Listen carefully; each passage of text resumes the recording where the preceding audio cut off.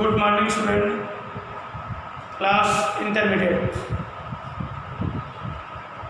आज का टॉपिक तहकीक का मुताबिक। देखिए, हम आपको अब ये लगातार सारे लेसनों के पीछे दिए गए प्रश्नों के उत्तरों को समझा देंगे, लिखवा देंगे। ये इम्पॉर्टेंट भी हैं, इन्हीं से आपको मतलब भी है, परीक्षा बोर्ड में यही आते भी हैं। पहले काव्य के सब निपटा देंगे, इसके बाद गद्य के सारी, तो एक भार आपका निपट जाएगा। अब बचेंगे जो लेसन, जो बच जाएंगे लेसन पढ़ाने वाले, उनको भी बाद में पढ़ाते रहेंगे। पढ़ाना कोई कठिन काम नहीं है, पढ़ाना सरल है, लेकिन ये समझना सबसे कठिन है, क्योंकि ये उत्तर वैसे भी आप नहीं छांट पाएंगे पढ़ने के बाद भी। हमें झटवाने पड़ते हैं क्लास में भी, और वही हम छांट करके साथ नोट्स बना लेते हैं, फिर वो क्लियर करके और नोट्स बनाकर यहाँ ले आते हैं, तो बोर्ड पर लिखकर आप तक पहुँचा देते हैं। इतनी मेहनत हम करते हैं, और आप भी चाहते हैं कि आप भी इतनी करें। बच जाएंगे लेसन पढ़ाना, तो वो सरसरी निगाह से जल्दी तो चाहे जब पढ़ा दें उनका कोई मतलब नहीं, क्योंकि व्याख्याएँ आती नहीं है। पहले संदर्भ प्रसंग व्याख्या आया करती थी, तो हमें पढ़ाने पड़ते थे, ये चीज़ें नहीं आती थी। अब बदल गया पैटर्न, अब ये आने लगी, पाठ नहीं आते, व्याख्या नहीं आती है, लेकिन हम पढ़ाते हैं आपकी जानकारी के लिए। तो हमने सोचा है कि पहले मैं मुख्य चीज़ पढ़ाते हैं, क्योंकि स्कूल खोलने का कोई समझ में नहीं आता है, स्थिति उहापों की है, तो हम वो चीज़ पहले आपको पढ़ाएं जो आपकी बोर्ड परीक्षा में आनी है। हम वो चीज़ ना पढ़ाएं जो बोर्ड परीक्षा में नहीं आनी है।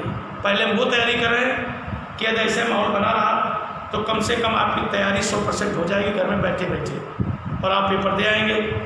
ये मैंने विचार किया है, तो हम वही चीज़ हम तैयार कराएंगे जो बोर्ड परीक्षा में आपको मिलेगी और जिससे आपको लाभ होगा, और वो चीज़ बाद में पढ़ाएंगे जिनका कोई विशेष मतलब नहीं है, केवल आपकी जानकारी के लिए ही पढ़ाया जाता है।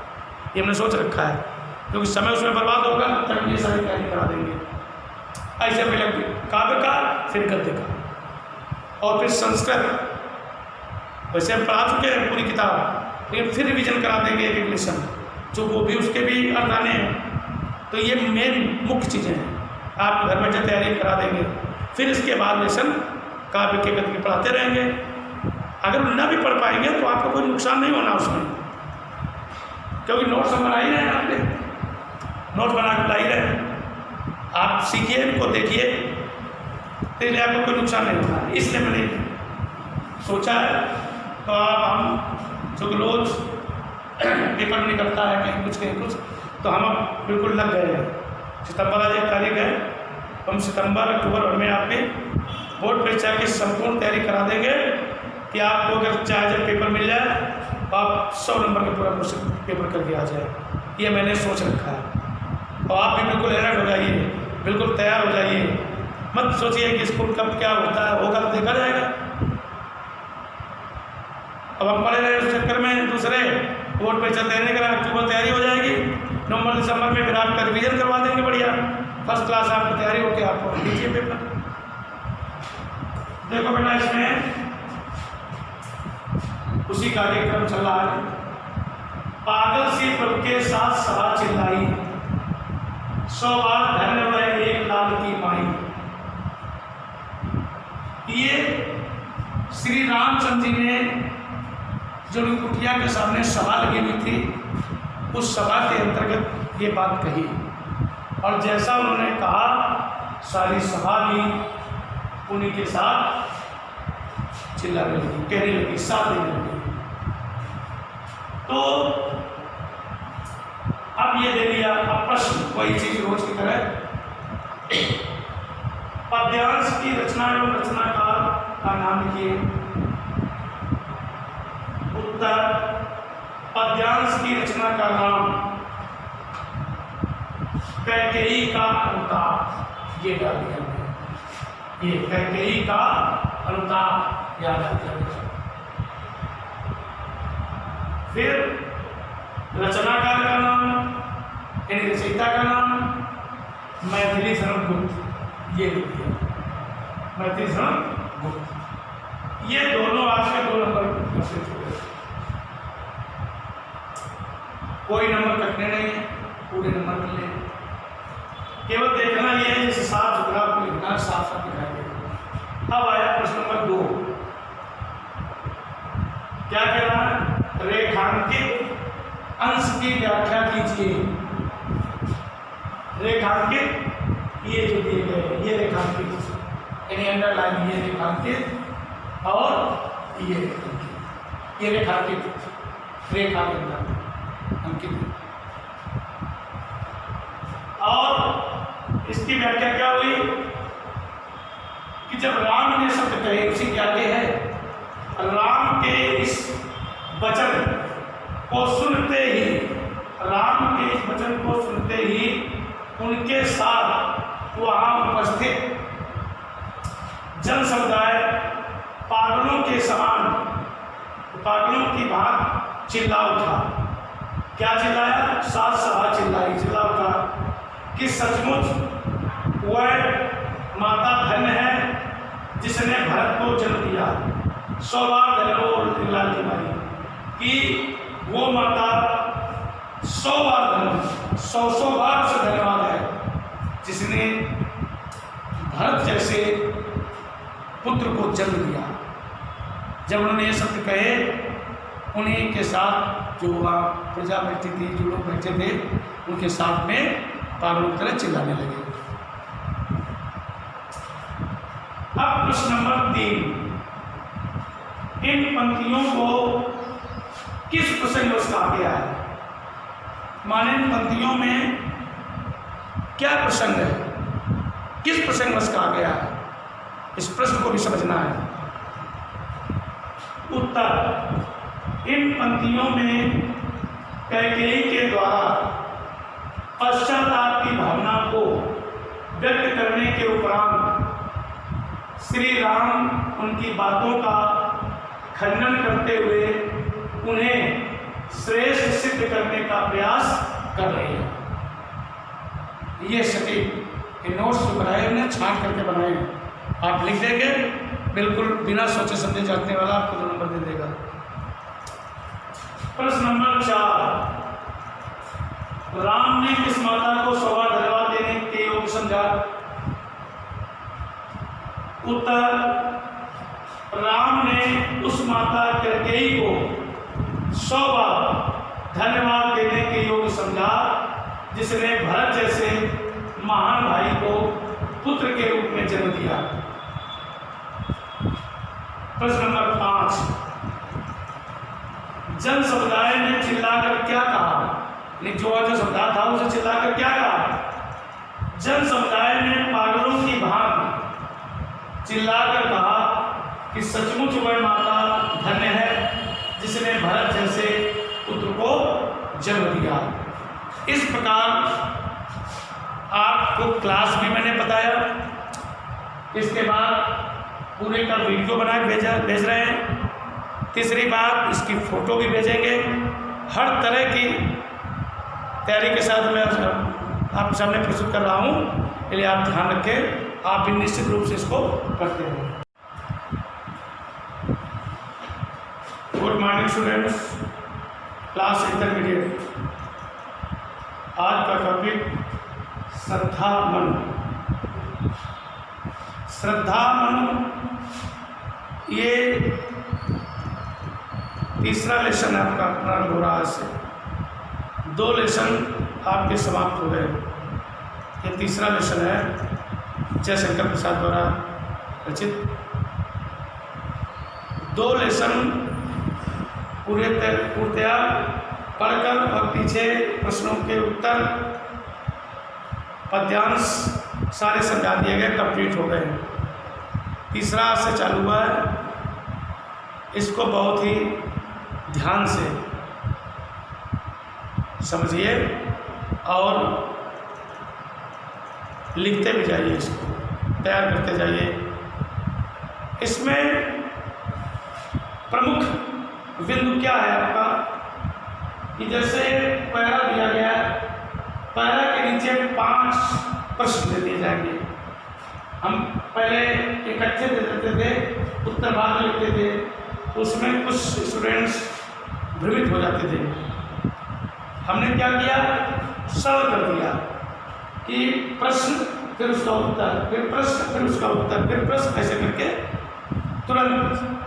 तो प्रश्न को पढ़कर ही उत्तर दीजिए।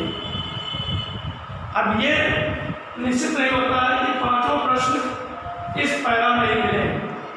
पैरा के माध्यम से, पाठ के माध्यम से सोचना पड़ेगा आपको, अपना स्वविवेक लगाना पड़ेगा, बुद्धिमत्ता से कार्य करना पड़ेगा, तब आप अच्छी तरह से उत्तर लिख पाएंगे। ये नहीं कि वहाँ रखा हुआ है, मैंने देखा तुरंत लिख दिया, ये नहीं, उसको समझिए, तभी आपका अच्छा काम चल पाएगा। और इसी तरह से आपका क्रम बना रहेगा। तो सितंबर के लास्ट तक हो सकता है आपका कोर्स लगभग जो समझाने वाला है समाप्त हो जाएगा, और फिर अगले महीने से रिवीजन, अच्छी तैयारी आपकी घर बैठे बैठे हो जाएगी। लेकिन उसमें यदि आप ध्यान देंगे तो, ध्यान नहीं देंगे तो कुछ नहीं होगा। तो ये आपको सोचना है, क्योंकि आपको बोर्ड पेपर मार्च में देने, इसको ध्यान में रखते हुए बहुत ही ध्यानपूर्वक अपनी पढ़ाई करनी है, तैयारी करनी है। इसको बहुत हल्के से नहीं लेना है, क्योंकि आपका समय व्यतीत हो रहा है। सितंबर चालू हो गया है, अक्टूबर आएगा, नवंबर दिसंबर, ऐसे करते परीक्षा की डेट आ जाएगी। उसके पहले आपको बिल्कुल मजबूत हो जाना है, क्योंकि हम लोग लगे हैं मजबूत बनवाने में। केवल आपको ध्यान देने की ज़रूरत है। ध्यान दोगे सफल हो जाओगे, नहीं दोगे तो फिर असफलता ही हाथ लगेगी। अब देखो ध्यान से, ये पहला है, नील परिधान बीच सुकुमार, कुल रहा मृदुल अधुला अंग, खिला हो जो बिजली का फूल, मेघमन बीच गुलाबी रंग, ओ वह पश्चिम के व्योम, बीच जब गिरते हो घनश्याम, अरुण रविमंडल उनको भेद दिखाई देता हो छद्धाम। ये पूरा पहला है। तो इसमें प्रश्न पहला है, पद्यांश के पाठ और कवि का नाम लिखिए। उत्तर, पाठ का नाम श्रद्धा सुमन, श्रद्धा मन, पाठ का नाम श्रद्धा मन, कवि का नाम जयशंकर प्रसाद। प्रश्न 2, रेखांकित अंश की व्याख्या कीजिए। रेखांकित अंश, ये जो खींचे हुए हैं, ये जो खींचे हुए हैं, ये सब इनकी व्याख्या बनानी है आपको संक्षेप में। इनसे कोई तात्पर्य नहीं, इससे आपको मतलब है। जो पैरा बना इसलिए पूरा लिख दिया जाता है। व्याख्या है, श्रद्धा नील परिधान बीच सुकुमार, कुल रहा मृदुल अधुला अंग। नील परिधान माने नीले वस्त्र, सुकुमार माने सुकुमारता, मृदुल माने कोमल, अधुला माने आधा खुला, अंग माने शरीर, शरीर का कोई भाग। तो श्रद्धा अपने शरीर पर नीले रंग की, श्रद्धा अपने शरीर पर नीले रंग की भेड़ की खाल धारण किए हुए, यानी भेड़ की खाल अपने नीले शरीर पर, अपने शरीर पर धारण किए हुए हैं। और कौन सी भेड़ है, किस रंग की है? नीले रंग की भेड़। उनकी खाल से अपने शरीर को ढके हुए है। उसकी वेशभूषा में से कहीं कहीं उसके कोमल और सुकुमार अंग दिखाई दे रहे हैं। नहीं ढके तो है लेकिन उसके अंग दिखाई दे रहे हैं।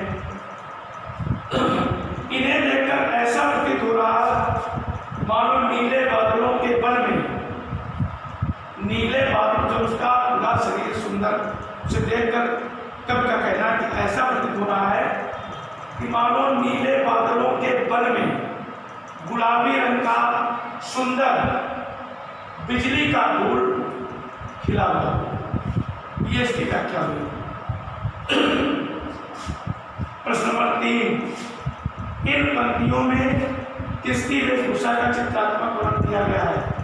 उत्तर, इन पंक्तियों में श्रद्धा की वेशभूषा का चित्रात्मक वर्णन किया गया है।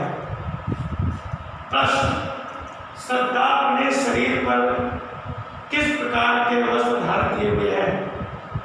उत्तर, श्रद्धा अपने शरीर पर नीले रंग की भेड़ की खाल धारण किए हुए है। अगला प्रश्न, श्रद्धा की वेशभूषा को देखकर कैसा प्रतीत हो रहा है?